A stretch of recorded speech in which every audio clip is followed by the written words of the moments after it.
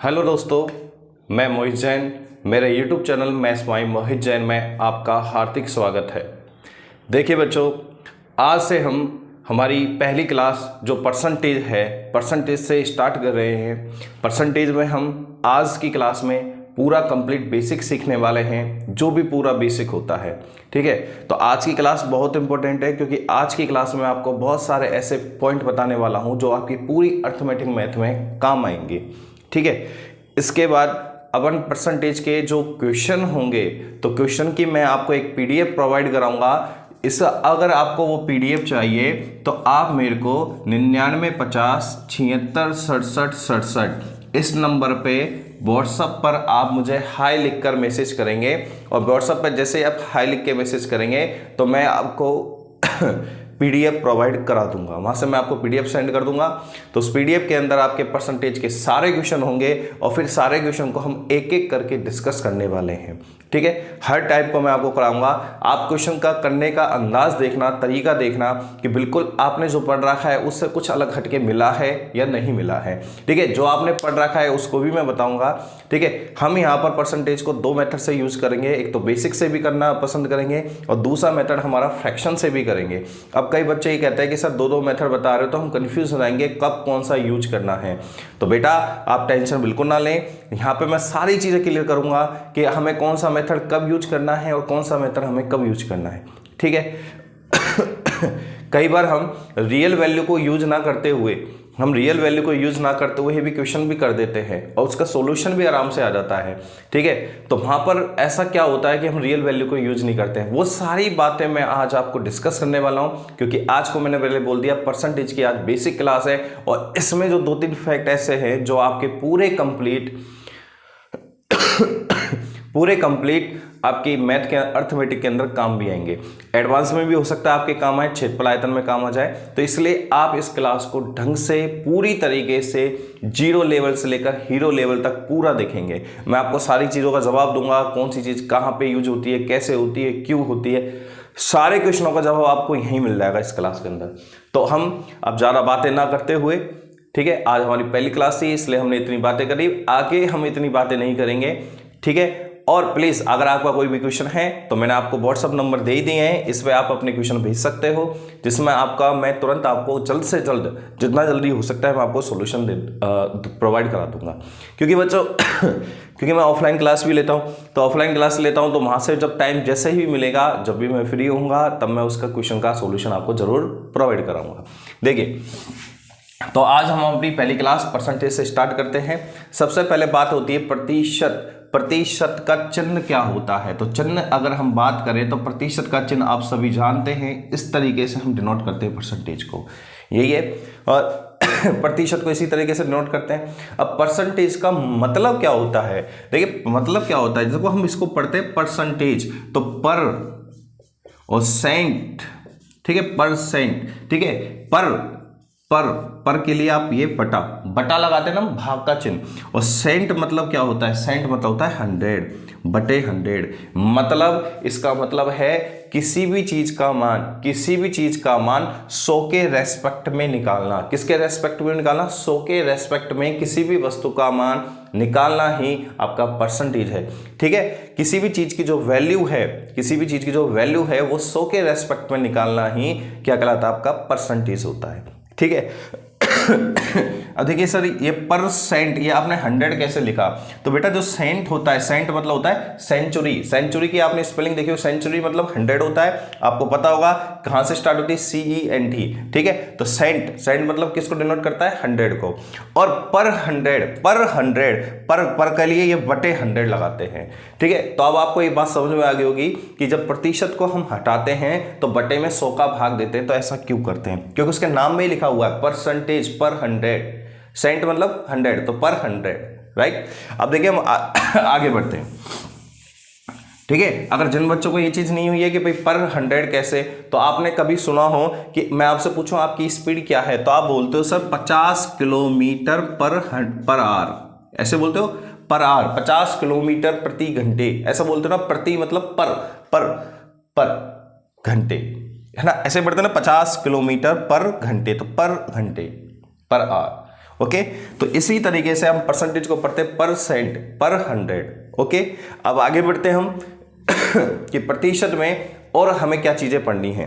देखिए परसेंट के अंदर जो सबसे मेन पॉइंट आता है, फर्स्ट पॉइंट आपका जो आता है कि वो आता है कि परसेंटेज को हम 2 मेथड से हल करते हैं। कितने मेथड से हल करते हैं?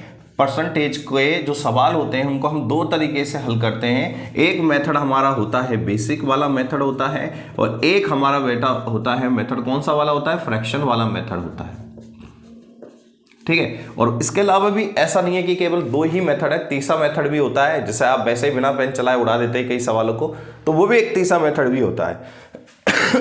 अब देखिए बेसिक और फ्रैक्शन। अब बेसिक क्या होता है? देखिए बेसिक सवाल में या तो हम सवाल को x मान के करते हैं, या फिर हम क्या करते हैं, कोई भी चीज को हम 100% मानकर करते हैं। 2 ही तरीके से करते हैं, या तो हम x मान के करेंगे सवाल, या हम किसी भी चीज को 100% मानकर करेंगे। जैसे अगर मैं बोलूं किसी व्यक्ति की आय कितनी है, तो आय पूछा है तो आय हम कितनी मान लेते हैं? हम पर 100% मान लेते हैं, 100 मान के कर लेते हैं।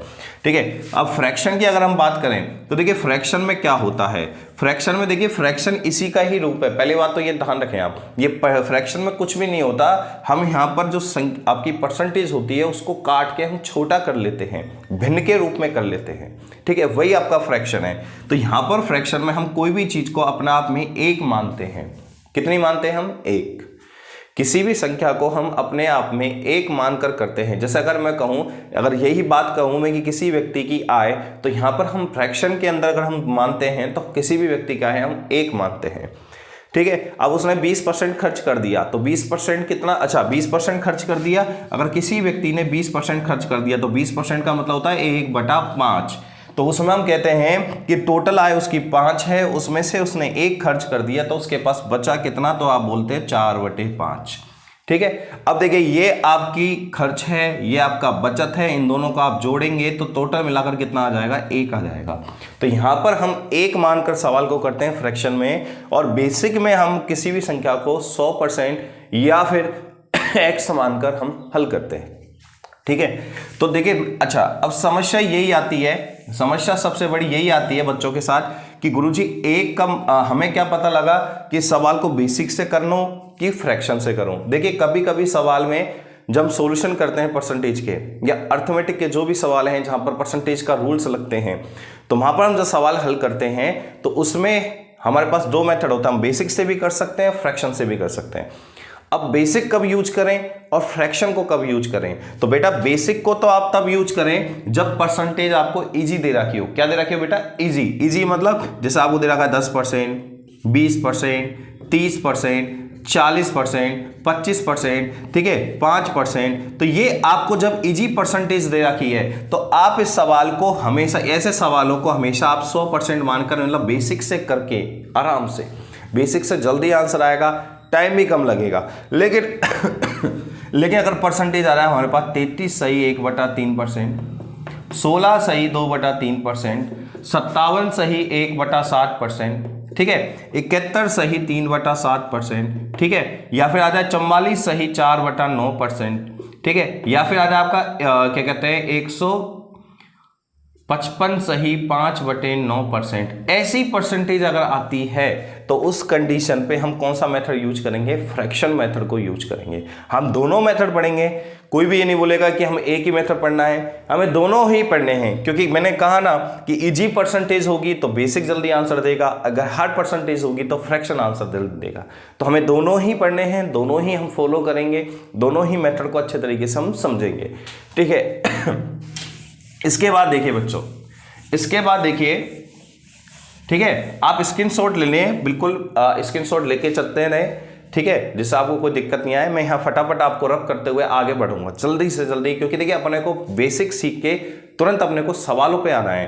क्योंकि देखिए बेसिक तो हम सीख लेते हैं, फिर उसको अप्लाई नहीं कर पाते, तो अप्लाई करना सबसे ज़्यादा इंपॉर्टेंट है। ठीक है, जैसे मैं आपको बताऊं कि अगर मान लीजिए आपको मैंने तलवार चलाना सिखा दिया, ठीक है, ट्रेनिंग दे दी आपको, आप तलवार चलाना सीख गए।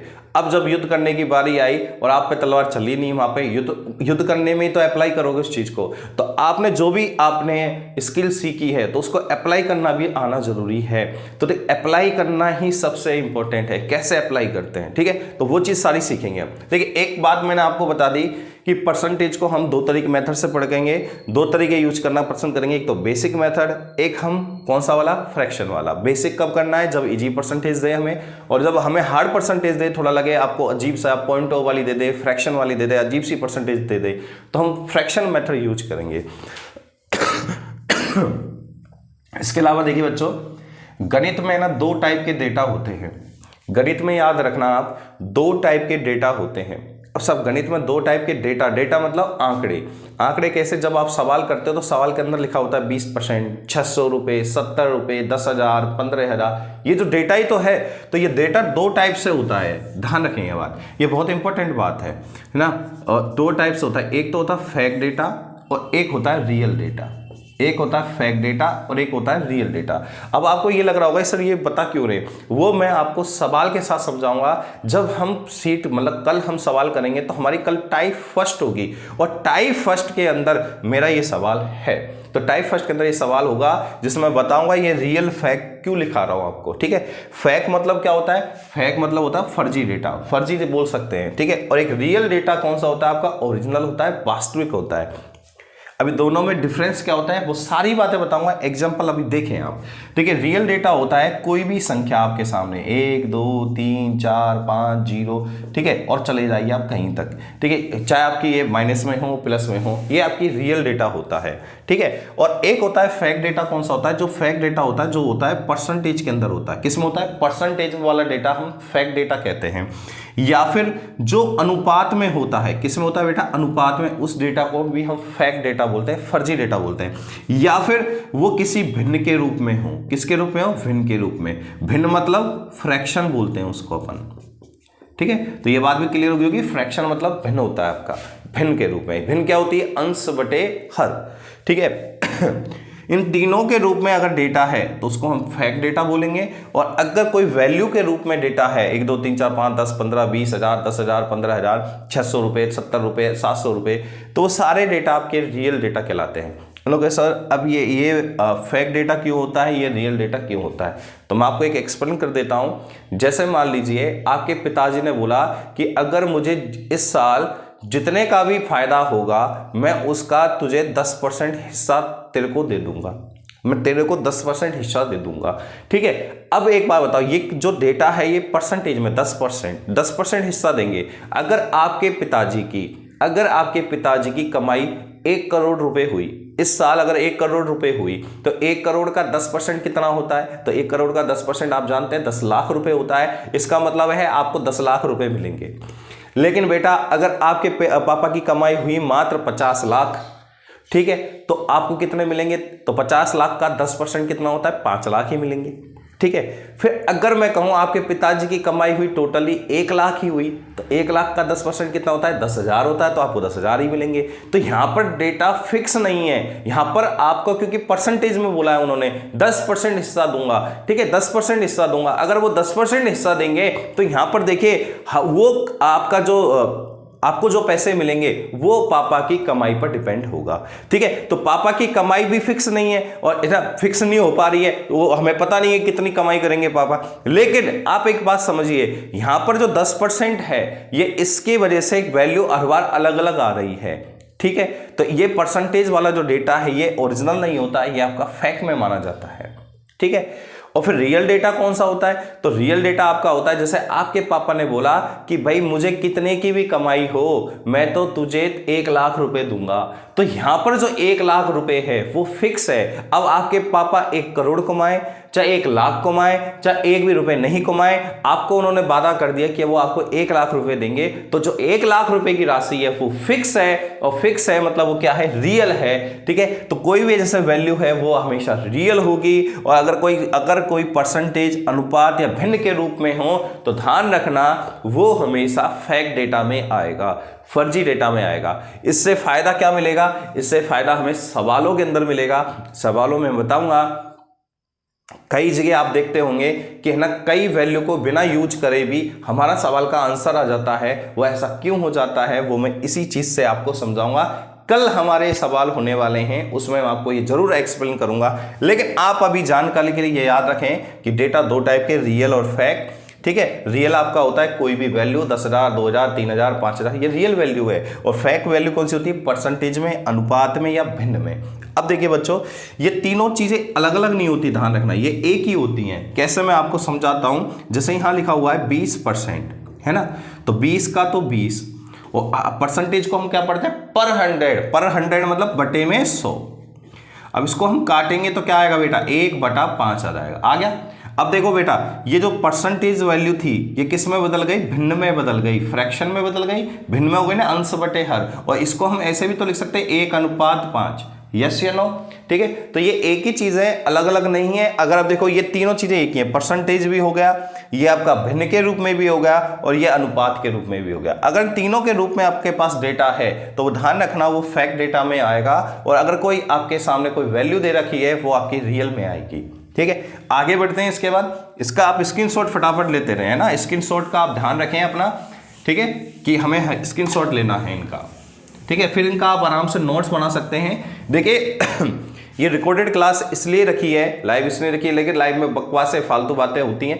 यहाँ पर आप फैक्ट टू फैक्ट पढ़ेंगे, केवल पॉइंट टू पॉइंट पढ़ेंगे हम यहाँ पे। अब इसके बाद देखिए बच्चों, अब इसके बाद हमें दूसरी चीज क्या आनी चाहिए? अब देखिए, इसके बाद हमें आना चाहिए कि प्रतिशत को किस में बदलना? फ्रैक्शन में बदलना आना चाहिए। प्रतिशत को किस में बदलना आना चाहिए? फ्रैक्शन में बदलना आना चाहिए। और फ्रैक्शन को किस में बदलना आना चाहिए? प्रतिशत में बदलना आना चाहिए। तो आपको ये दोनों ही आने चाहिए कि हम परसेंटेज को फ्रैक्शन में कैसे बदलें और फ्रैक्शन को परसेंटेज में कैसे बदलें। ठीक है।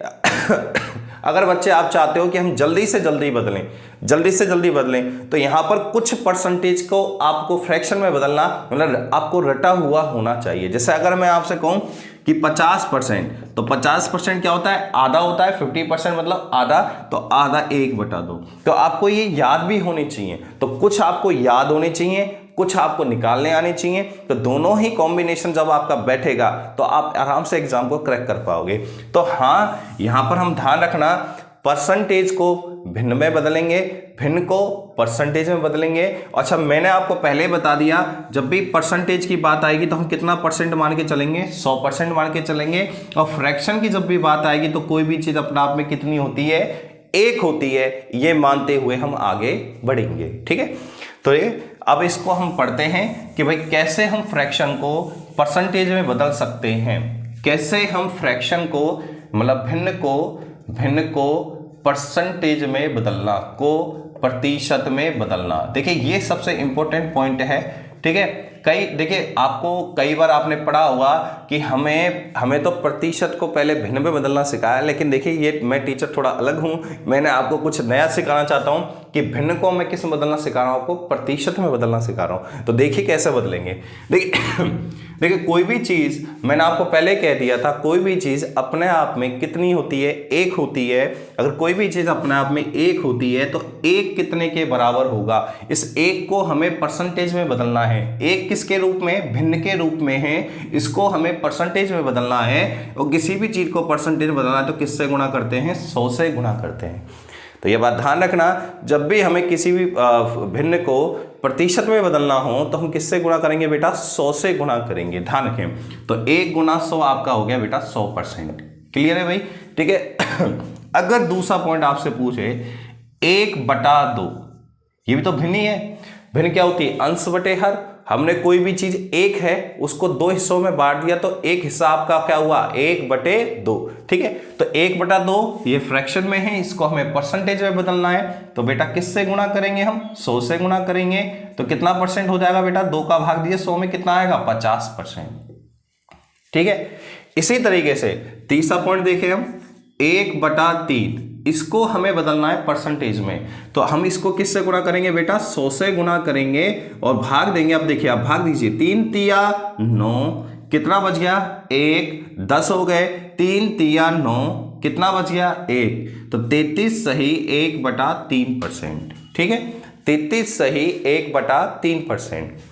ये 1/3 कितने के बराबर होता है? तो आप बोलोगे 33 सही 1/3%। अब बेटा है ना, ये जो ये पूरा है, इस पूरे को आप 2 से गुणा कर दो। किससे गुणा कर दो? 2 से। तो देखो, इसको जब हम 2 से गुणा करेंगे तो ये बन जाएगा 2/3। सही बात है। इस 1/3 है, इसको हम जब 2 से गुना करेंगे तो ये क्या बन जाएगा बेटा, 2/3 बन जाएगा। तो इसी तरीके से हमने 2 से गुना कर दिया तो ये 2/3 बन गया। अब इसको हम 2 से गुना करेंगे तो देखो 33 दूनी तो हो जाएंगे 66, ठीक है। और 1/3 को हमने अगर 2 से गुना करेंगे तो बन जाएगा 2/3। तो आपको ये भी अपना आप ही निकल के आ गया। तो आप देखिए, आपको दो चीजें याद हो गई कि 1/3 किसके बराबर होता है, 33 सही 1/3% के। इसको हमने 2 से गुना कर दिया तो बेटा ये हो गया 2/3 और ये हो गया 66 सही 2/3। तो अगर आपसे कोई पूछे 66 सही 2/3% भिन्न में किसके बराबर होता है तो आप बोलोगे 2/3 के। या फिर 2/3 परसेंटेज में किसके बराबर होता है तो आप बोलोगे 66 सही 2/3% के।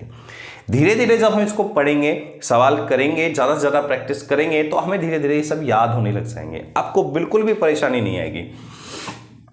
चौथा देखिए 1/4, ठीक है। इसी तरीके से हम 5 में पढ़ेंगे 1/5, 1/6, 1/7, 1/8, 1/9, 1/10। इस तरीके से हम आगे बढ़ते चलेंगे और इनसे बाहर आपका शायद ही कोई सवाल बनेगा। मेरे अकॉर्डिंग तो शायद ही नहीं बनेगा, 101% नहीं बनेगा। लेकिन फिर भी देखिए पक्की कहते हैं ना कि आपने सुना भी होगा साइंस के अंदर हाइजेनबर्ग की अनिश्चितता का सिद्धांत कि कोई भी चीज़ 100% नहीं होती है।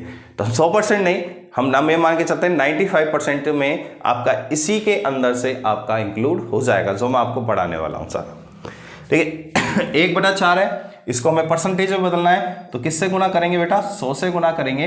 तो 4 का भाग हम 100 में देंगे तो कितनी बार जाएगा, 25% बार 25% आपका आ जाएगा, परसेंटेज में बदल गया। अब देखिए इसी चीज को बेटा आप 3 से गुना कर दो, किससे गुना कर दो, 3 से। तो 3 से जब गुना करेंगे तो ये जाएगा 3/4, ठीक है, 3/4 और इसको 3 से गुना करेंगे तो हो जाएगा 75%। तो आप याद रखेंगे 3/4 कितना परसेंट होता है आपका, 75% होता है। या फिर 75% कितना होता है, 3/4 होता है। देखिए अगर आप इसको भूल भी जाते हैं तो आप 2 सेकंड में याद कर सकते हैं। कैसे, जैसे मुझे भूल गया मैं कि 3/4 क्या होता है, लेकिन एक देखो नीचे क्या लिख रहा है 4, तो आप याद रखेंगे 1/4। क्या याद रखेंगे बेटा, 1/4। 1/4 होता है आपका 25%, ये तो आपको याद रहेगा। अब इसको हमने किससे गुणा कर दिया बेटा, 3 से, तो ये 3/4 कितना हो जाएगा, 75%। ऐसे हम दिमाग लगा के निकाल लेंगे, ठीक है। अब देखिए बच्चों 3/4 कितना हो गया आपका, 75%। अब देखिए बच्चों इसमें आगे आप क्या करेंगे, अगर हम इसका आधा कर दें, अगर बेटा हम इसका क्या कर दें, आधा, इसका अगर मैं आधा कर दूं तो बताओ 3/4 का हम आधा कर रहे हैं, अभी दुगना नहीं कर रहे बेटा, ध्यान रखना, आधा कर रहे हैं। तो आधा करेंगे तो ये हो जाएगा 3/8 और इसका जब हम आधा करेंगे 75% का, ये हो जाएगा 37.5%। तो आपकी देखिए 2-3 चीजें याद हो गई कि 3/8 किसके बराबर होता है, 37.5% के बराबर होता है। अगर आपको ये कम समझ में आए तो मैं आपको बिल्कुल आपको रटा दूंगा, टेंशन ना लें। बिल्कुल देखिए कैसे, देखो इस चीज को आप समझिए। जैसे अगर लिखा हुआ है कोई भी चीज 1 है तो 1 बराबर कितनी परसेंट होती है बेटा, 100। क्लियर है, 1 बराबर 100% होती है। अब इसका हमने आधा कर दिया तो 1 का आधा आधा हो गया, तो ये कितना हो जाएगा, 50।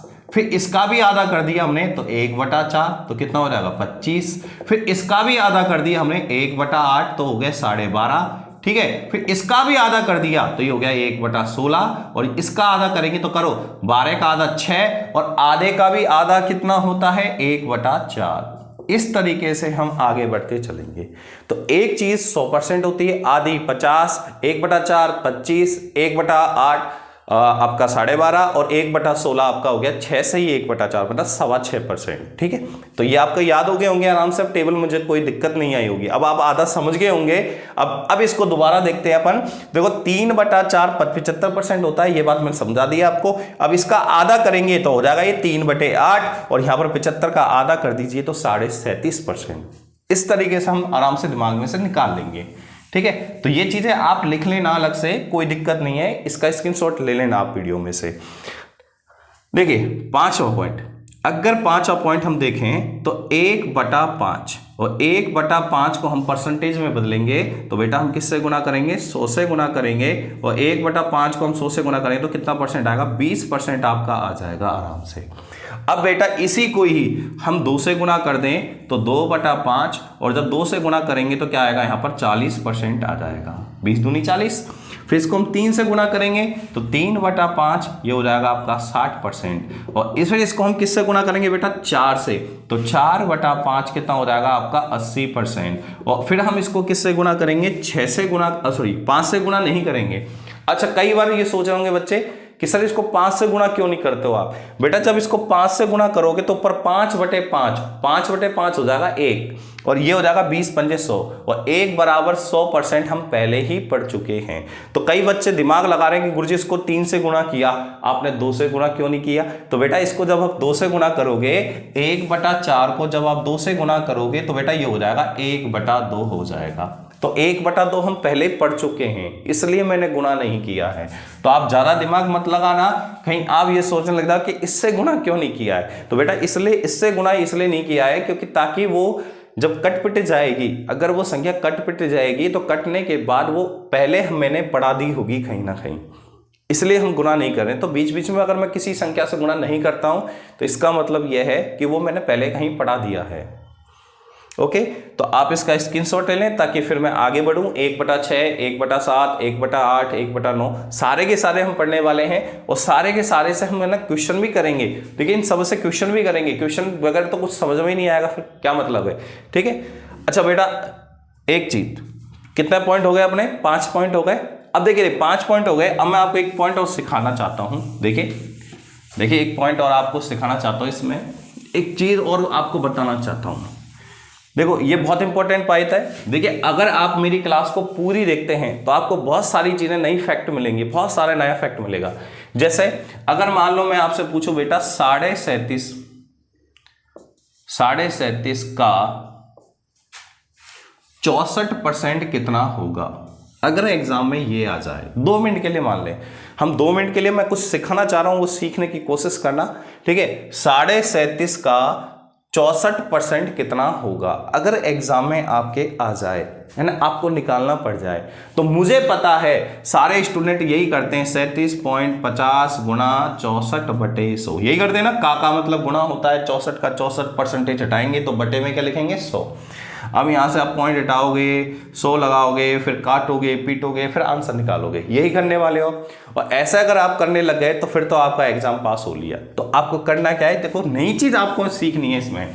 आप एक काम कीजिए, आप 37.5 का 64% निकाल रहे हो, इसको आप उल्टा करके लिख दीजिए। उल्टा कैसे मैं बताता हूं, देखिए ये परसेंटेज को इधर की जगह इधर लगा दो, कोई दिक्कत नहीं आएगी। अगर आप ऐसा करते हो 64 का 37.5% ऐसे निकाल लीजिए, कोई दिक्कत नहीं है। इसका मतलब क्या है मैं बताता हूं, चाहे आप a का b% निकालो, चाहे आप b का a% निकालो, दोनों से आंसर सेम ही आएगा। ध्यान रखना, चाहे आप a का b% निकालें, चाहे आप b का a% निकालें, तो दोनों से आंसर सेम ही आएगा, अलग अलग नहीं आएगा। प्यारे बच्चों ध्यान रखना ये बात। तो जैसे देखिए इसमें लिख रहा था कि 37.5 का 64% निकालो, लेकिन मैं थोड़ा उल्टा आदमी, मैंने निकाला 64 का 37.5%। तो मुझे ये ज्यादा इजी लग रहा है। देखो कैसे, 64 का 64 का मतलब होता है गुणा, और 37.5% का मतलब होता है 3/8, जो मैंने अभी शायद पढ़ाया था आपको। ठीक है, 8 × 8 64, 8 × 3 24, आंसर आ चुका है अपना। तो यही चीज आपको सीखनी है, नई चीज सीखने को मिली। क्या किया मैंने क्या करा, ये 37.5 का 64% था, मुझे निकालने में लग रहा था टाइम ज्यादा लगेगा, और लग भी रहा था वास्तव में। तो मैंने क्या करा, परसेंटेज को इधर की जगह इधर लगा दिया बस, तो 64 का 37.5% कर दिया। तो 64 का 64 का मतलब गुणा 37.5 मतलब 3/8, काटा पीटा आंसर निकाला। बहुत अच्छी बात है। देखिए इसके बारे में अलग से चर्चा करूंगा, इसके बारे में मैं अलग से एग्जाम्पल लूंगा। ठीक है, अलग से चीजें लूंगा मैं आपको। तो ऐसे ही मैं आपको बेहतरीन चीजें बीच बीच में आपको बताते रहूंगा, तो आप सीखें, क्योंकि ये चीजें सीखने की हैं। क्योंकि देखिए नहीं तो फिर आप कैलकुलेशन बहुत लंबी कर दोगे, कैलकुलेशन आप क्या कर दोगे, बहुत लंबी कर दोगे, फिर लंबी कैलकुलेशन हो जाएगी, फिर आप बैठे रह जाओगे, है ना। तो ध्यान रखें, आप क्लास को एकदम पूरी देखें। ऐसा नहीं है आप आधे अधूरी बीच में देख रहे हैं, आधे देख रहे हैं, फिर छोड़ दिया, इसके आगे बढ़ा लिया, ऐसा ना करें। ऐसा करोगे तो आपका लॉस हो जाएगा। हो सकता है मैं कुछ नया सिखा रहा हूं और आप नहीं सीख पाए। ठीक है, तो देखिए आगे देखिए बच्चों, छठा हमने पढ़ा, हमें पढ़ना था 1/6। अब 1/6 हमको परसेंटेज में बदलना है, तो 1/6 को हम गुना कर देंगे बेटा 100 से। किससे गुना कर देंगे? 100 से। और जब 100 से गुना कर देंगे तो ये हो जाएगा आपका 2 तिया 6 और 2 से कट गया 50, और 50 में हम 3 का भाग देंगे आराम से, तो 3 एकम 3, कितना बच गए? 2 हो गए, बच गए 20 हो गए, 3 छक्की 18, 2 बच गए, तो 16 सही 2/3%। तो आप याद रखेंगे कि 1/6 किसके बराबर होता है? 16 सही 2/3% के बराबर होता है। ठीक है, अब देखिए इसको हम सीधा गुना करेंगे बेटा 5 से। किससे गुना करेंगे बेटा? 5 से, है ना। मैंने आपको पहले बोल दिया, कई बच्चे कहेंगे सर 2 से गुना क्यों नहीं किया 3 से, क्योंकि वो मैं कहीं ना कहीं पहले पढ़ा चुका हूँ, पहले परसेंटेज निकलवा चुका हूँ, इसलिए नहीं बता रहा। ठीक है, ठीक है, तो सीधा हम इसको 5 से गुना करेंगे तो ये तो हो जाएगा 5/6। और बेटा जब इसको हम 5 से गुना करेंगे तो ये हो जाएगा 16 पंजे 80, और इसको जब 5 से गुना करेंगे तो ये हो जाएगा 10/3। देखो क्लियर है ना भाई, 2/3 को हम 5 से गुना करेंगे तो 5 दूनी 10, 10/3 ही तो लिखोगे।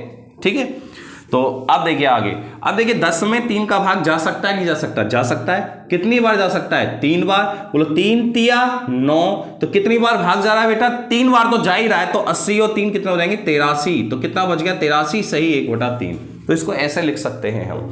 तो 5/6 आपका कितने के बराबर होता है? 83 सही 1/3% के बराबर होता है। आप प्यारे बच्चों इसको याद रखें। ठीक है, 6 हो गया आपका। ठीक है, देखिए साथ साथ में उतारते रहें ताकि आपको दिक्कत नहीं आए, और नहीं तो आप स्क्रीनशॉट भी ले सकते हैं। अगर आप लेट के या बैठ कुछ करते हुए वीडियो देख रहे हैं तो आप स्क्रीनशॉट भी ले सकते हैं। ठीक है, 7वां देखिए, ये बहुत इंपॉर्टेंट है, 1/7। देखिए बहुत इंपॉर्टेंट है, बहुत सवाल बनते हैं आजकल, इस पर बहुत ज्यादा सवाल बन रहे हैं, तो ध्यान रखें ये आपके लिए बहुत इंपॉर्टेंट है 1/7।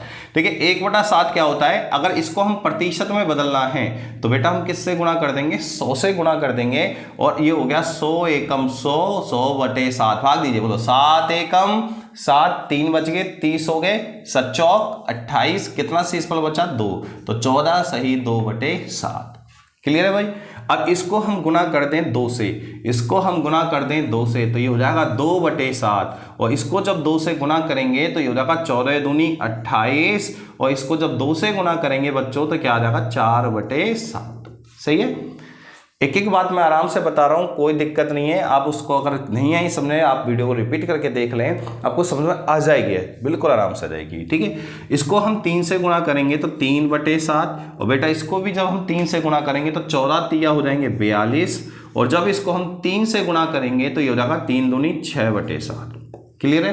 फिर इसको हम बेटा किससे गुणा करेंगे? 4 से गुणा करेंगे तो ये हो जाएगा 4/7, और इसको जब 4 से गुना करेंगे तो 14 चौक 56, और इसको 4 से गुना करेंगे तो 4 दूनी 8/7। अब बेटा 8/7 है तो इसका मतलब है एक बार भाग जा सकता है, तो एक बार भाग दे लीजिए, तो ये 56 की जगह क्या हो जाएगा? 57। क्यों हो गया 57? क्योंकि 8 में 7 का भाग जा रहा है, 7 एकम 7, एक बार गया तो 56 1 57 हो गए। कितना शेषफल बच गया? 1 बच गया, तो 57 सही 1/7%। फिर हम बेटा 5 से गुणा करेंगे, तो 5 से गुणा करेंगे तो ये हो जाएगा 5/7, इसको 5 से गुणा करेंगे तो 14 पंजे 70, और इसको 5 से गुणा करेंगे तो 5 दूनी 10, 10/7। देखिए बच्चों मैं यही बता रहा हूँ, जो भी बता रहा हूँ, इसके बाद हम इसके बारे में कभी चर्चा नहीं करेंगे, सीधा मैं डायरेक्ट वहाँ पे यूज करूंगा इन चीज़ों को, मैं बताऊंगा भी डायरेक्ट आप कैसे करना है। अब आपके दिमाग में एक बात चल रही होगी कि सर ये सब याद करने हैं क्या? तो बेटा आपको सब याद नहीं रखने, आपको याद क्या रखना है? 1/2, 1/3, 1/4, 1/5, 1/6, 1/7, 1/8, 1/9, इनको याद रखना है कि इनको जब हम बदलें तो किस में बदलेंगे। जैसे 1/5 क्या होता है? 20%।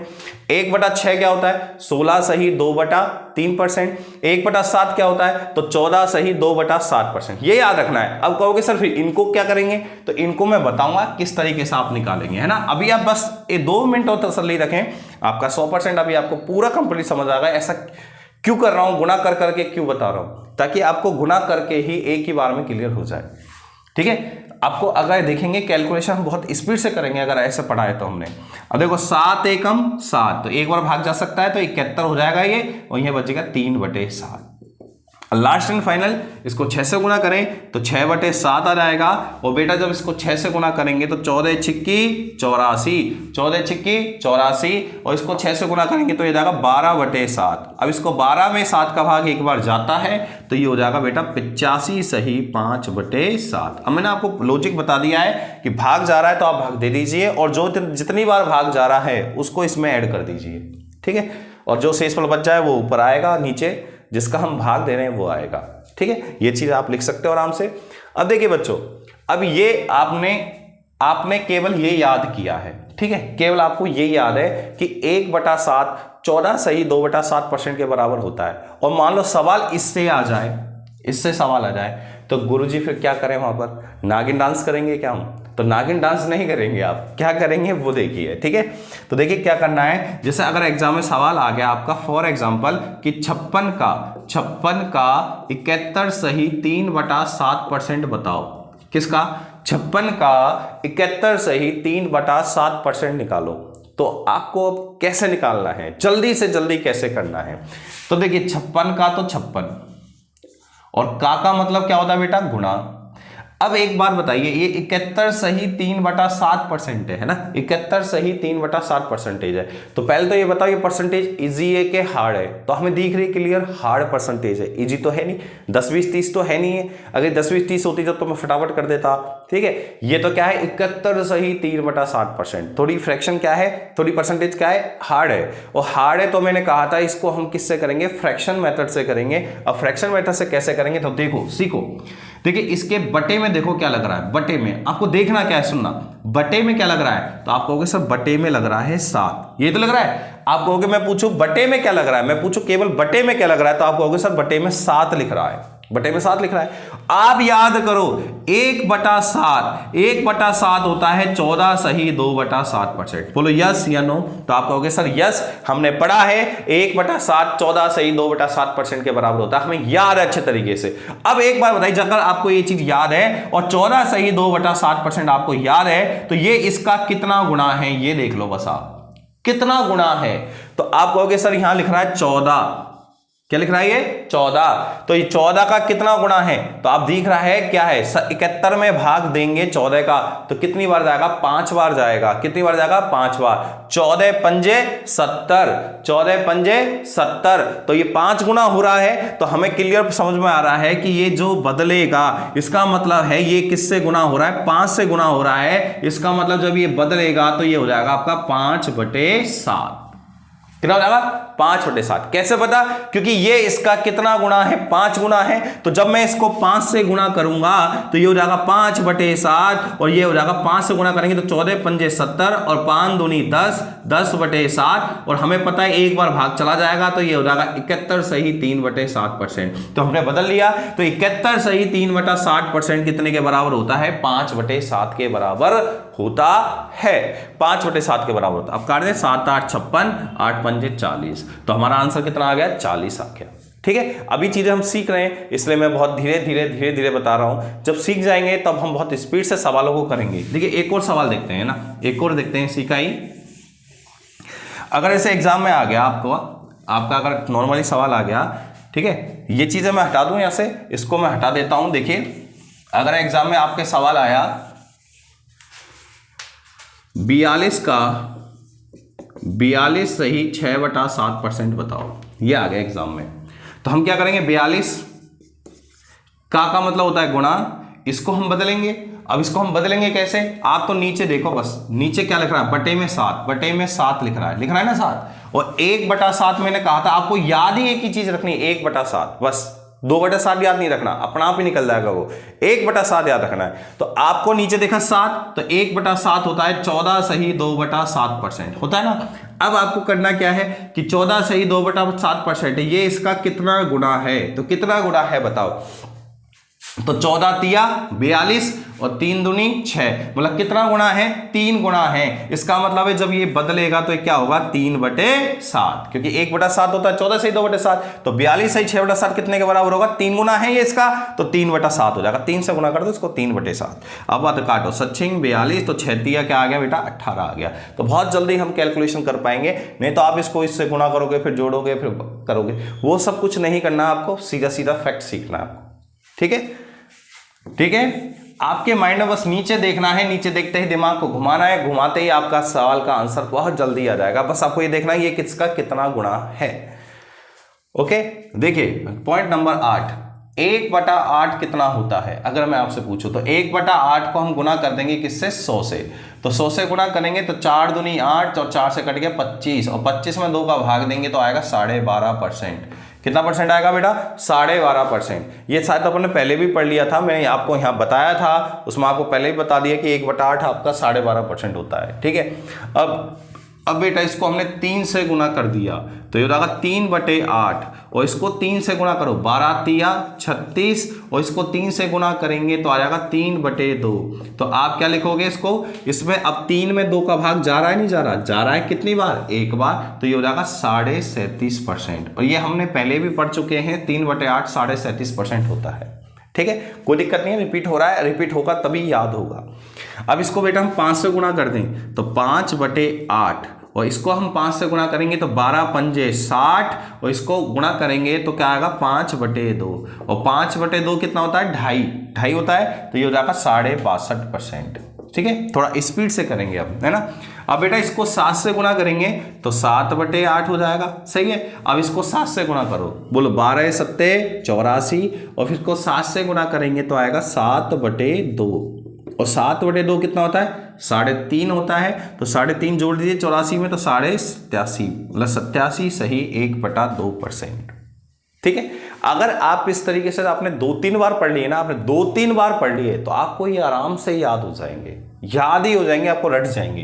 ठीक है, तो स्क्रीनशॉट ले लें इसका, ये भी काम आएगा आपके, बहुत काम आता है। 1/8 3/8 ये बहुत काम आते हैं, ध्यान रखना ये बात। आगे चलें, आगे चलते हैं इसमें।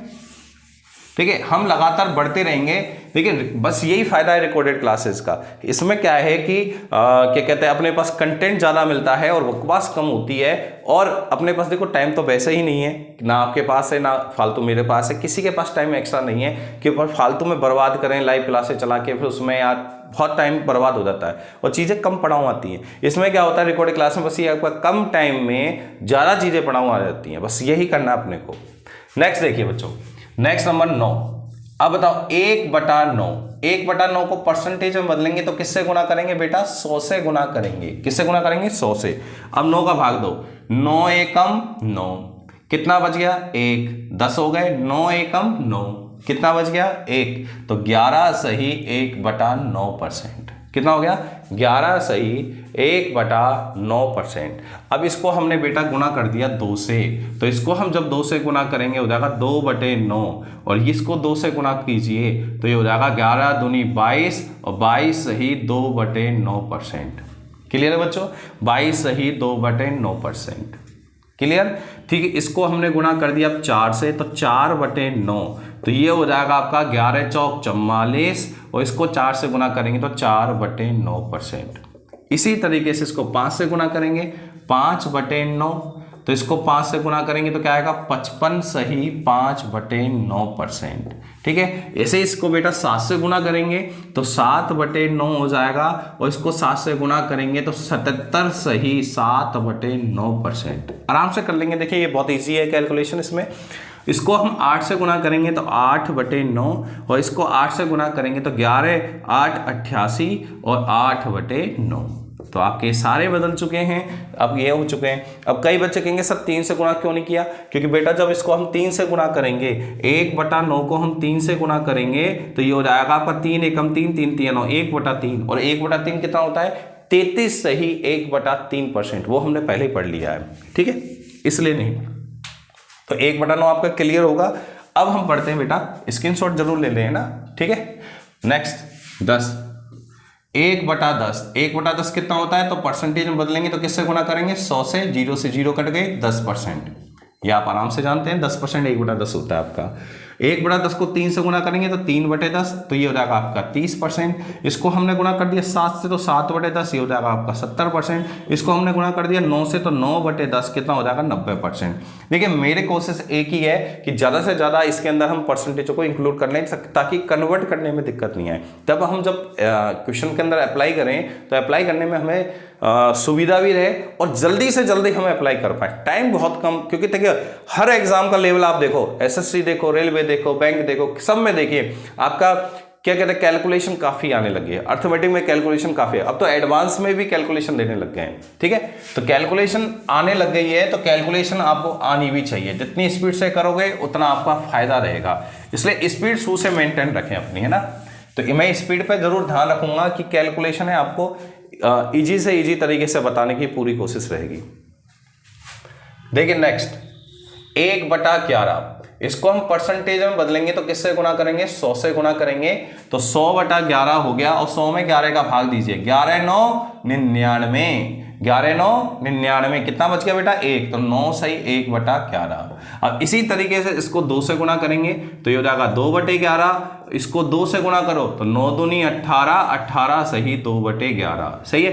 3 से गुना करो 3/11, तो 9 तिया 27, 27 सही 3/11। 4 से गुना करो 4/11, 4 से गुना करो 9 चौक 36, 36 सही 4/11। ठीक है, ऐसे 5 से गुना करेंगे 5/11, तो ये हो जाएगा आपका 45 सही 5/11।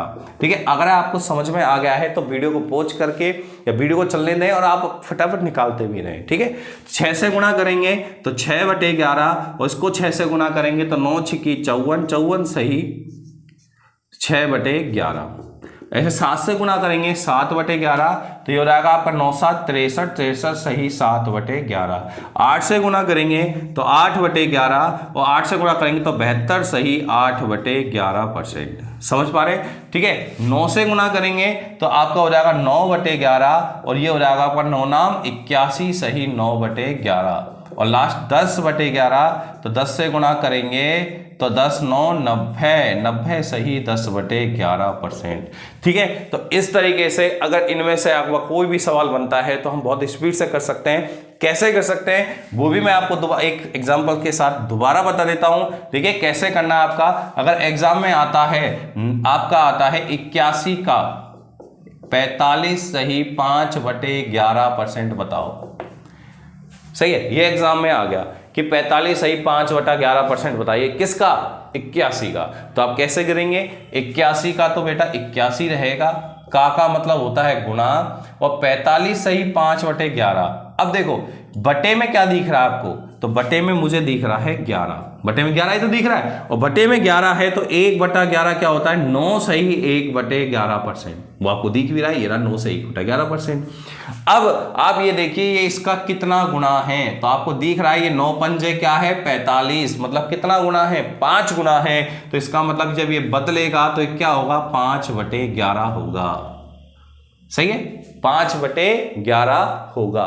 बेटा 81 को एक कम करना है, 88 कर देना, ठीक है, थोड़ा इजी रहेगा क्या, 88। ठीक है, अब आराम से इसको काट सकते हैं, 11 8 88, तो 8 पंजे कितना आ गया 40 आंसर आ गया आपका। इसी तरीके से करना है आपको। ठीक है, तो आप ये चीजें समझ पाए होंगे, ये आपको बदलना आपको समझ में आ गया होगा कि फ्रैक्शन को हम प्रतिशत में कैसे बदलते हैं। ठीक है, एक दो मैं आपको अलग से और बता देता हूं, एक दो मैं आपको अलग से बता देता हूं। ठीक है, एक दो पॉइंट मैं आपको अलग से बता देता हूं। एक आपका एक इंपॉर्टेंट है 1/12। ठीक है, 1/12 को आप परसेंटेज में बदलेंगे तो किससे गुणा करेंगे बेटा, 100 से। तो काटे 4 तिया 12 और 4 से कट गया 25, तो 25 में 3 का भाग देंगे, 3 8 24, 8 सही 1/3%। ठीक है, तो 8 सही 1/3%। याद रखें आप 1/12। अब इसको गुणा मत करना, बहुत है इतना ही, इतना आपको आना चाहिए। ज्यादातर आपका 1/11 तक यूज होते हैं। मैं ऐसा नहीं कहता कि भाई 1/11 तक ही यूज होंगे, मैं कहता हूं ज्यादातर ऐसा होता है, अधिकतर ऐसा होता है। 90% केसेज में आपका 1/11 तक ही यूज होते हैं, लेकिन कोई रेयर केसेज में आपके आ जाए तो ये भी आगे आप निकाल सकते हो आराम से। ठीक है, जैसे एक और भी देख लीजिए आप, और भी देख लीजिए इसके अलावा। एक आपका जैसे 1/15, ये भी आप याद रखना। तो 1/15 को गुणा करेंगे किससे, 100 से, तो 5 3 15, 5 से कट गया 20, तो क्या आएगा बताओ, 6 सही 2/3%। ये भी बहुत काम आता है, ध्यान रखना। तो 1/15 होता है ये, 6 सही 2/3% किसके बराबर होता है, 1/15 के, या फिर 1/15 कितने के बराबर होता है, 6 सही 2/3% के बराबर होता है। तो ये बातें आपको सब याद होनी चाहिए, है ना, जो मेन पॉइंट मैं आपको बता रहा हूँ। ओके, जैसे आपका 1/20 कितना होता है, 5% होता है। ये बात आप अच्छे तरीके से जानते हैं। कैसे नहीं जानते तो देख लो, 1/20 को किस में गुणा करना है, 100 से, तो 20 पंजे 100, तो 5% कितने के बराबर होता है, 1/20 के। एक आपको 4% और याद कर लीजिए, 4%, तो 4/100 लिखेंगे इसको हम, सही है, परसेंटेज पर 100, परसेंटेज का मतलब पर 100, तो काटेंगे तो क्या आएगा, 1/25, तो 1/25 आपका 4% होता है। ये दोनों चीजें आप याद रखेंगे, ये मेन मैंने आपको अलग से और बता दिए हैं। इन्हीं में से आपका सवाल बन जाएगा। बहुत कम रेयर केसेज है कि इससे बाहर आपका बने, और बने तो आप निकालना जानते हैं कि अगर आपको परसेंटेज में चाहिए तो गुणा 100 कर देना, और अगर परसेंटेज से फ्रैक्शन बदलना है तो भाग दे देना कितने का, 100 का। ठीक है, तो आपको दोनों चीजें क्लियर होगी होंगी, सारी चीजें क्लियर होंगी। ठीक है, और भी इसके अलावा मैं आपको 1-2 एग्जांपल लेके चीजें क्लियर कर देता हूं कि कब किसको किस में बदलना है। जैसे मान लो आपके सामने लिखा हुआ है 3/16, 3/16, ये किसके रूप में, पहले तो बताओ परसेंटेज में या फ्रैक्शन में है, तो आप कहोगे सर ये फ्रैक्शन में है, अंश बटे हर, मतलब भिन्न के रूप में है, अंश बटे हर। अब इसको परसेंटेज में बदलना है तो गुणा किससे कर देंगे, 100 से गुणा कर देंगे, क्योंकि हमें उत्तर परसेंटेज में चाहिए। तो जब भी उत्तर परसेंटेज में चाहिए तो गुणा क्या कर देंगे, 100। अब काटो, 4 चौक 16, 4 से कट गया 25, 25 तिया 75, 75 में 4 का भाग देंगे तो भाग दीजिए, 4 एकम 4, कितना बच गया, 3 बच गया, 35 हो गए, 4 8 32, कितने बच गए बेटा, 3 बच गए, तो 18 सही 3/4%। ओके, कोई भी आपत्ति हो तो बताओ, हो गया ही आराम से। और अगर मान लो कोई चीज परसेंटेज में है, जैसे आपके सामने मैं लिखता हूं, जैसे मान लीजिए आपका है 30% है, इसको बदलना है हमें किस में, भिन्न में बदलना है। भिन्न में बदलना है तो कैसे बदलेंगे, 30 का तो 30, परसेंटेज हटाएंगे तो काय का भाग देंगे, 100 का। ठीक है, पर 100, क्योंकि परसेंटेज का मतलब होता है पर 100 बटे 100, 0 से 0 कट गई, 3/10, बदल गया आराम से, कोई परेशानी नहीं आई, और आई है तो बता दें। ठीक है, तो इसी तरीके से आज अपना जो ये है बेसिक आपका कंप्लीट हो चुका है, और बेसिक आपका कंप्लीट हो चुका है परसेंटेज का, कि कैसे हम फ्रैक्शन को परसेंटेज में बदलें, परसेंटेज को हम फ्रैक्शन बदलें। बाकी चर्चा हम कल की क्लास में करेंगे।